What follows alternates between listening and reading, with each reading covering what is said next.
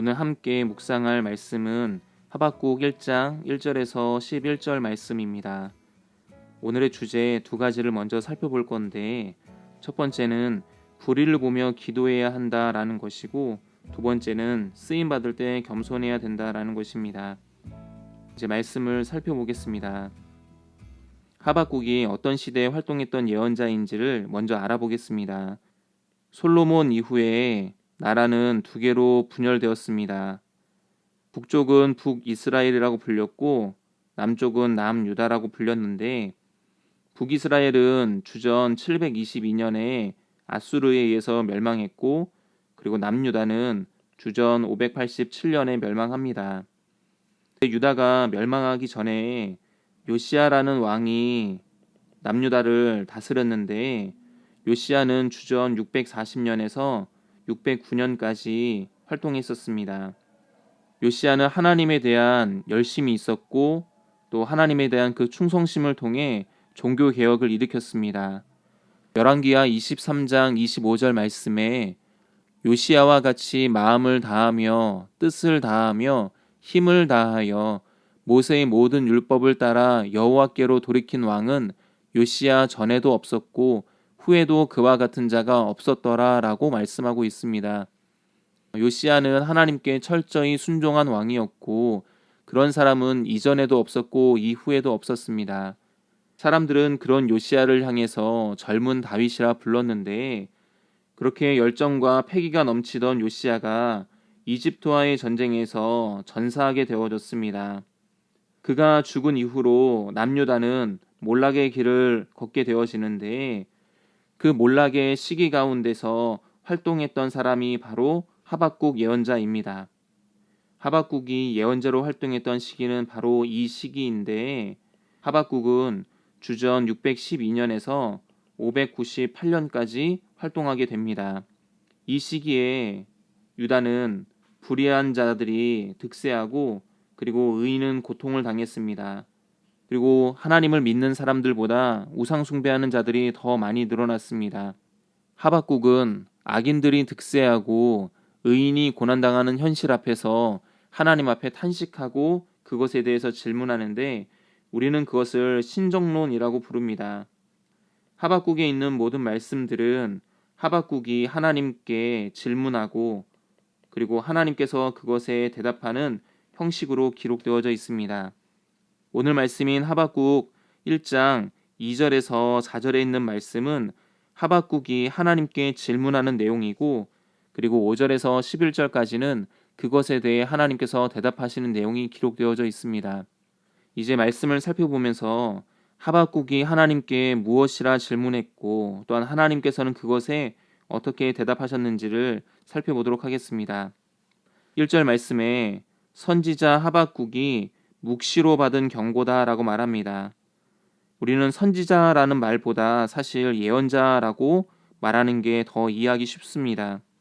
예언자 하박국이 묵시를 통해서 받은 경고의 말씀인데, 묵시라는 것은 환상을 통해 보여주시든지 아니면 환상을 통해 말씀해 주신 것을 이야기하는데, 오늘 말씀인 이 하박국 말씀은 그렇게 하박국이 묵시로 하나님께 받은 경고의 말씀들입니다.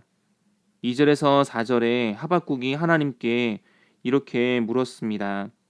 여호와여, 내가 부르짖어도 주님께서 듣지 아니하시는데 하나님 언제까지 듣지 않으실 것입니까? 라고 물었습니다.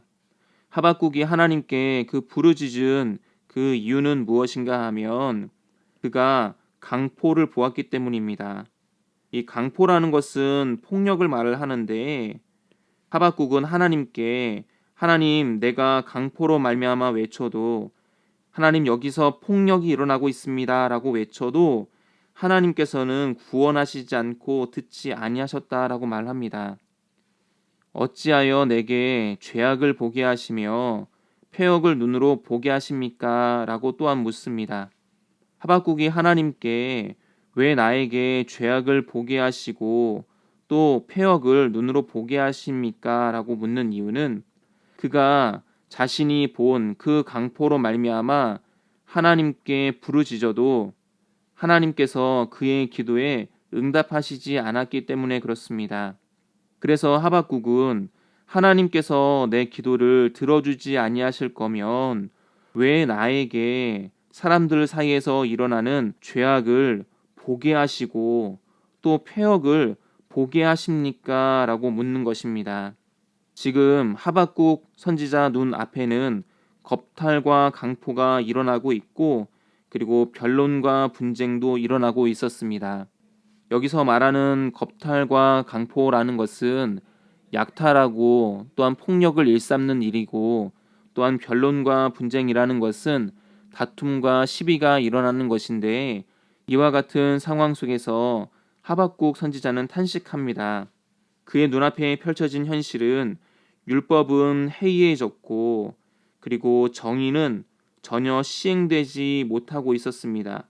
유다에서 가장 중요한 법은 바로 율법, 하나님의 그 가르침인데 그 가르침이 기능을 상실했고 정의 또한 시행되지 못할 정도로 사회 시스템이 붕괴되었습니다. 악인이 의인을 애워싸고 있고 정의가 굽게 행해지고 있는 이 현실 속에서 하박국 선지자는 하나님께서 왜 이와 같은 상황에 개입하시지 않고 악을 그대로 방치하고 계시는지를 묻습니다. 사실 우리도 그렇지 않습니까? 다른 사람들은 아무도 관심이 없는데 유독 내 눈에 보이는 불의함이 있습니다.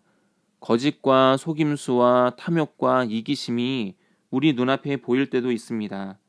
마치 하박국 예언자가 죄악을 보고 또한 패역을 눈으로 보았던 것처럼 우리 눈에 거짓과 속임수와 탐욕과 이기심이 보일 때가 있습니다.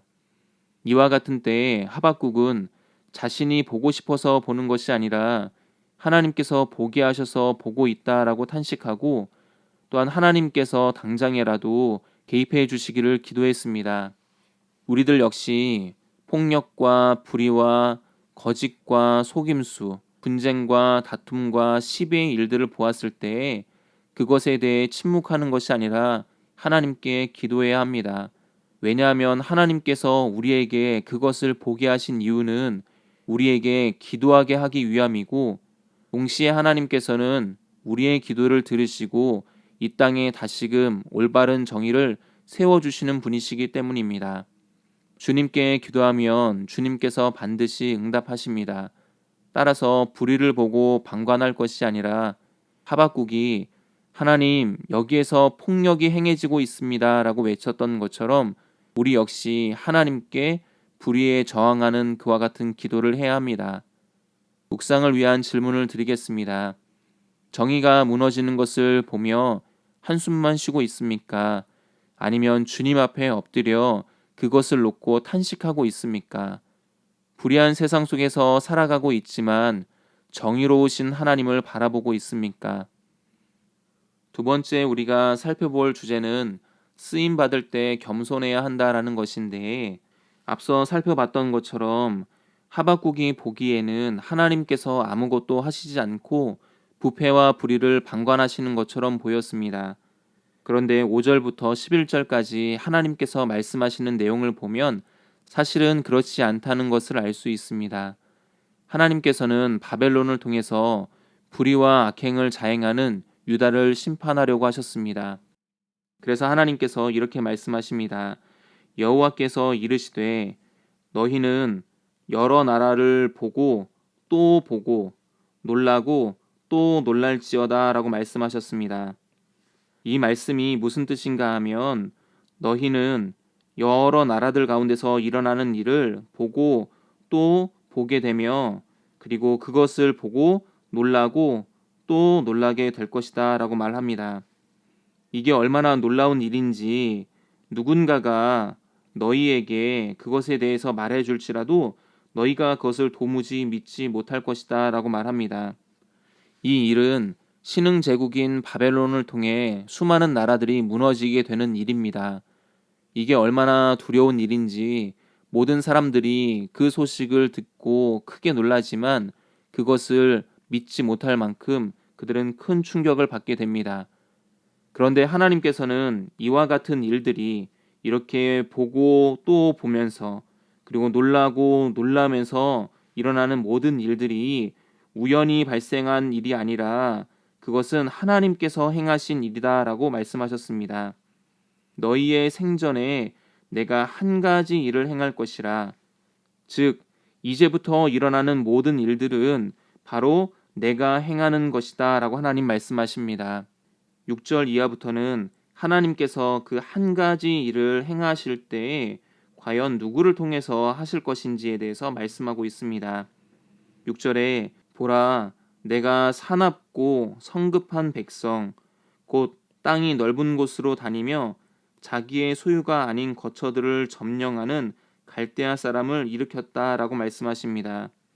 여기서 갈대아 사람은 바벨론 사람들을 말하는데 하나님께서 바벨론을 통해서 이와 같이 한 가지 일을 행하실 것이다라는 것입니다.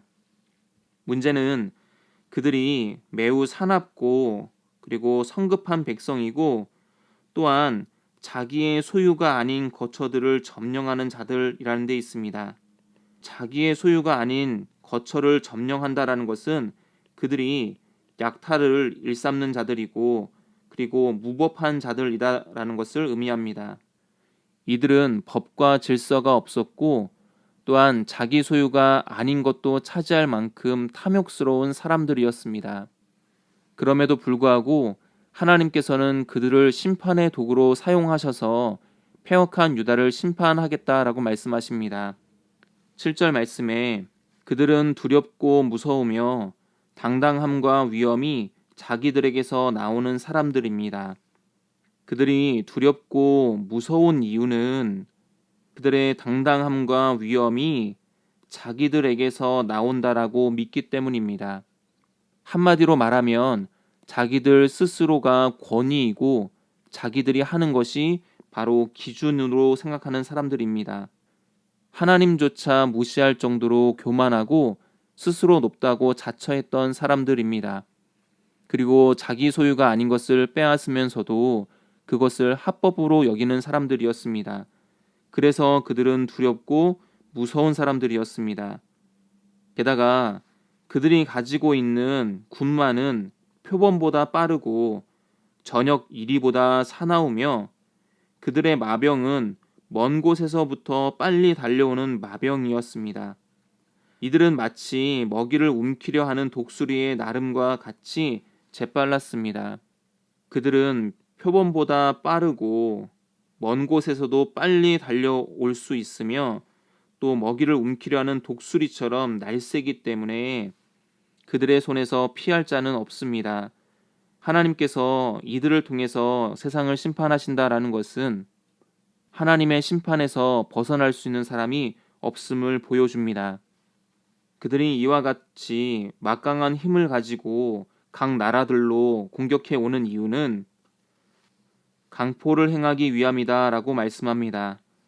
강포라는 것은 앞서 살펴본 것처럼 폭력을 말하는데 이들이 오는 목적은 폭력을 행사하기 위해서 온다라는 것입니다. 그들이 앞을 향해서 나아가는 그 목적은 어디에 있었는가 하면 모래알같이 수많은 사람들을 사로잡기 위해서 그들을 포로로 잡기 위해서 그렇게 한다라는 것입니다.